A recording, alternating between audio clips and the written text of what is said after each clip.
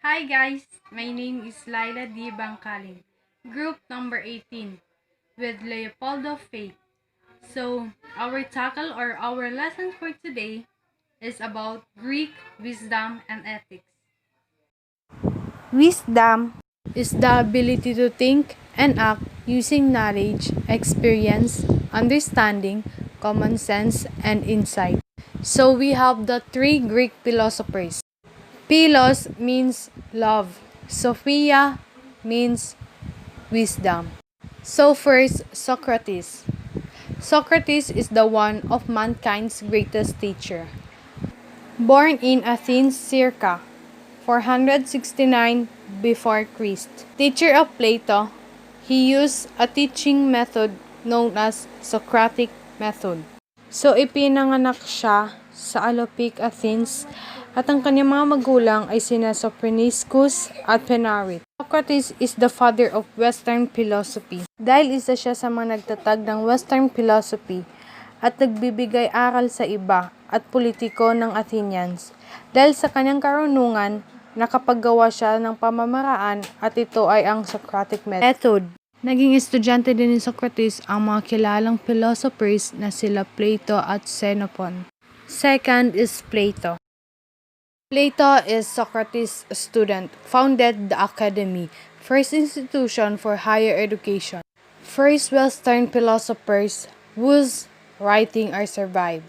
Most of what we know about Socrates comes from Plato's writing. So, Plato born on 424 to 423 BCE at isang classical period in ancient Greece. Mahilig din siya sa mathematics, estudyante ni Socrates. Manunulat ng mga philosophy na dialogue at tagapagtatag ng akademyang Platoniko. Sa Athens na unang institusyon ng mas mataas na pagkatuto sa kanluraning daigdig. Kasama ng kanyang tagapagturong si Socrates at kanyang estudyanteng si Aristotle. Si Plato ay tumulong sa paglalagay ng mga pundasyon ng pilosopiyang kanluraning at agham. So third is Aristotle.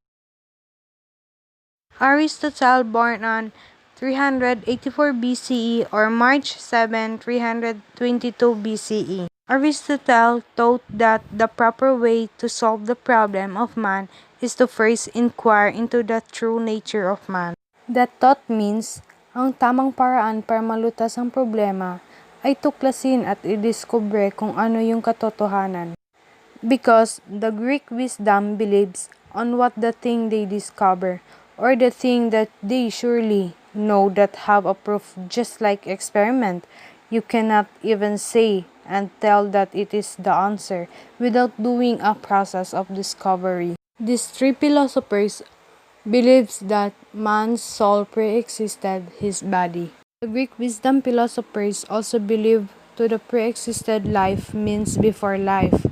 Before we born on the earth, we live in the presence of our Heavenly Father as His spirit child.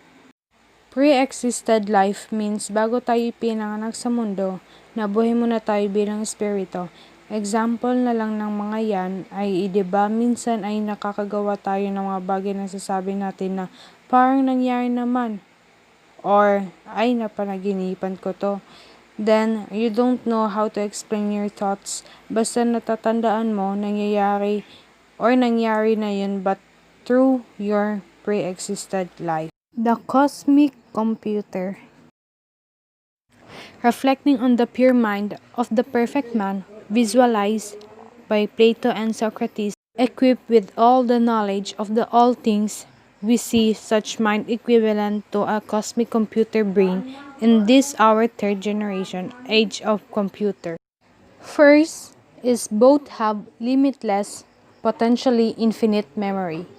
Second, both can solve all problems of man, present and future, by programming. And the third is both can solve any problem by instantaneous recall of the required data or information from their cosmic memory. So, we go back to Socrates.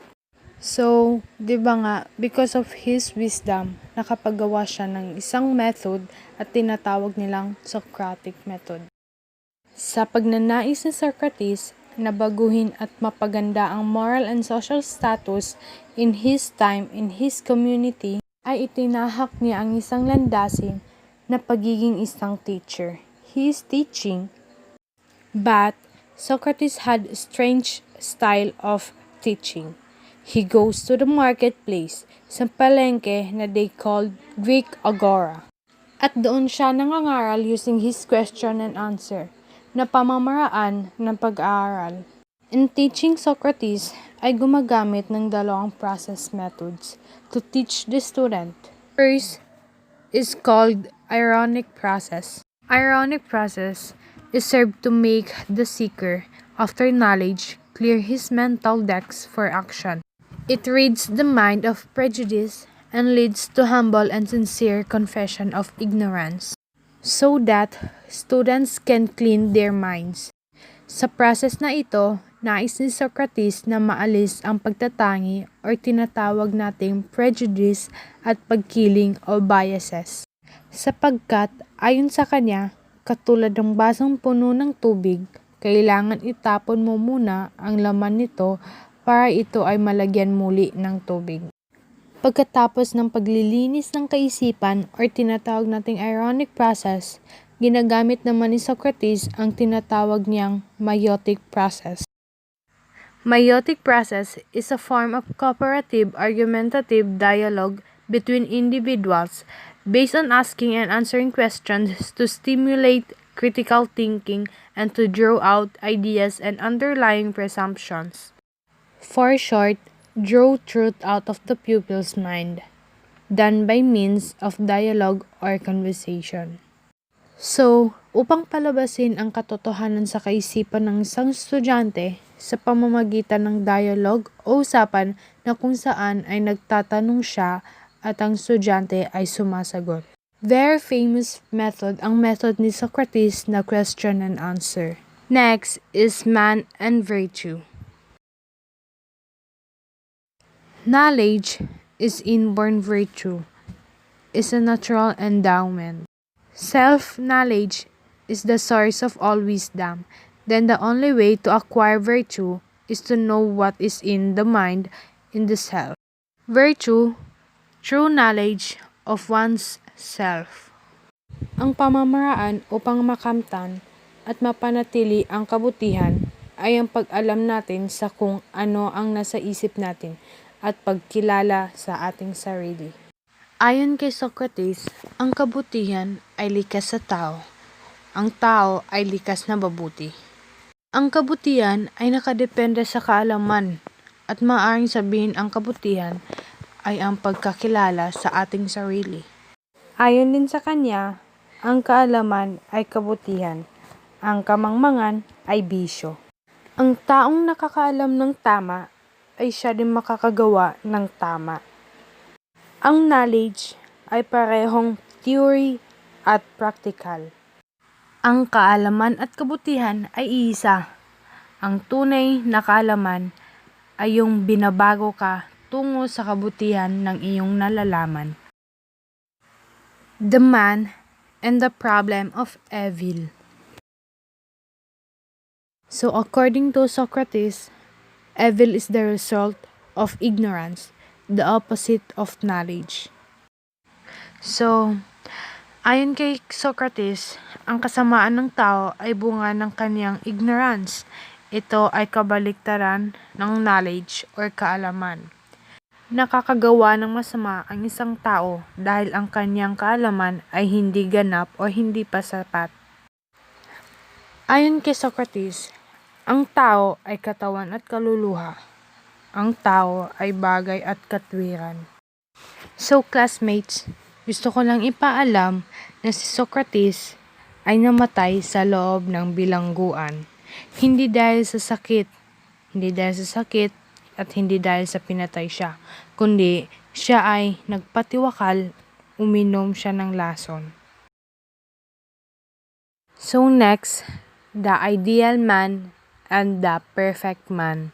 Ideal is satisfying one's concept of what is perfect, most suitable.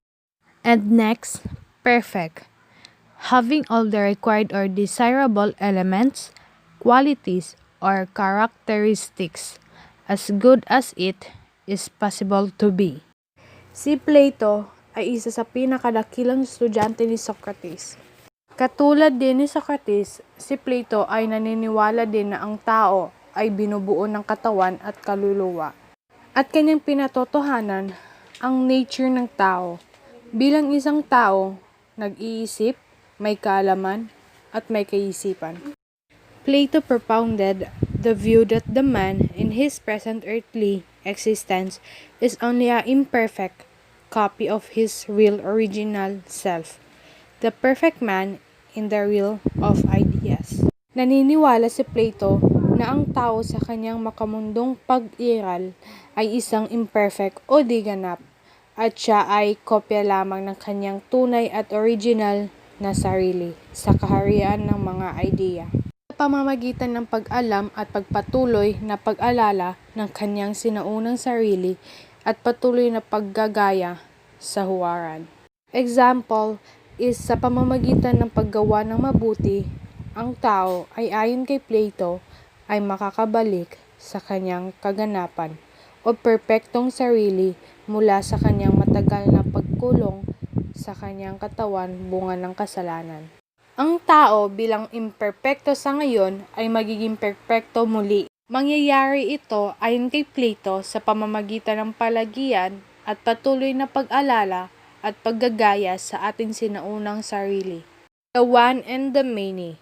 The true lover of wisdom is always looking for the one. The one in the many, the unity amidst variety, the universality, underlying individuality. Ayon kay Plato, ang totoong nagmamahal sa karunungan ay yaong tumitingin sa isa. Tinitignan niya ang isa sa marami, ang pagkakaisa sa pagkakaiba-iba, at ang universalidad na pinagbabatayan ng sariling katangian. For short, it's the idea behind the things that we see. Sa idealism ni Plato, naniniwala siyang may idea sa likod ng lahat ng ating nakikita. So, the next is the individual things that we perceive exist in space-time. These are not real since they change, pass in and out of existence, and therefore are in constant unreal. Para kay Plato, ang idea sa likod ng lahat ng nagbabagong individual at may hangganang mga bagay ang tanging totoo. Sapagkat sa likod ng mga ito ay ang universal na hindi nababago at walang hanggang idea. The individual men that we see is not real because they come and go. Ayon kay Plato, ang taong nakikita at kilala natin ngayon ay hindi totoo sapagkat siya ay dumarating at lumilisan. It means hindi tayo totoo ayon kay Plato sa ating kasalukuyang pag-iral sa mundo dahil tayo daw ay mga kopya ng hindi nakikitang universal, hindi nababago at walang hanggang tayo sa mundo o kaharian ng mga idea.